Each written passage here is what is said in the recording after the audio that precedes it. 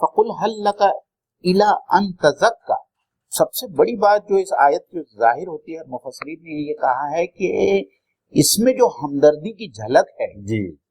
کہ حضرت موسیٰ علیہ السلام کے دل میں اور ان کے قول سے جو فرعون کو بتایا جا رہا ہے کہ حضرت موسیٰ علیہ السلام بہت ہی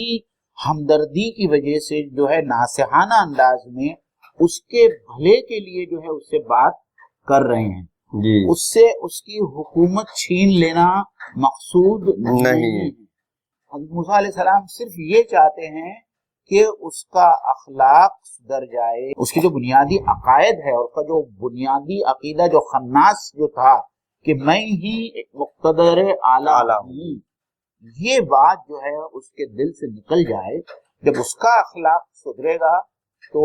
اس کا اثر جو ہے سارے ملک کے اوپر پڑے گا، کیونکہ جس طریقے سے اس نے اہلیان مصر کے ساتھ میں معاملہ کیا، اور خاص طور پر نہ یہ کہ وہ تو خود جو ہے اپنے آپ کو ربکم الاعلیٰ کہتا تھا، جیسا قرآن مجید میں آگے آئے گا، کہ اس سے مراد یہ نہیں ہے کہ وہ خدا کا انکار کرتا تھا، وہ تو خود خداؤں کو پوجنے والا تھا اور خود اپنے آپ کو جو ہے وہ سورج دیوتا کا اوتار کہتا تھا۔ وہ صرف یہ کہنا چاہتا تھا کہ اس ملک کے مصر میں جو ہے صرف میرا حکم چلے گا،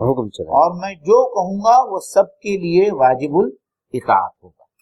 تو یہ جو فساد ہے وہ صرف اسی ایک عقیدے کی وجہ سے ہے۔ اگر اس کا ایک وہ عقیدہ درست ہو جاتا ہے تو یہ پورا فساد جو مصر کے اندر پھیلا ہوا تھا، وہ ظاہری بات ہے کہ وہ تمام پوری تصویر وہ بدل جائے۔ گویا کہ اس آیت میں جو ہے صاف نرمی جھلک رہی ہے، اور یہ آیت جو ہے اللہ ہی کی طرف منسوب ہے۔ اللہ موسیٰ علیہ السلام سے کہہ رہے ہیں کہ جا کر کے اس سے پوچھو، کہو کہ کیا تمہارا ارادہ ہے، کیا تم تیار ہو کہ تم پاکیزگی اختیار کرو گے۔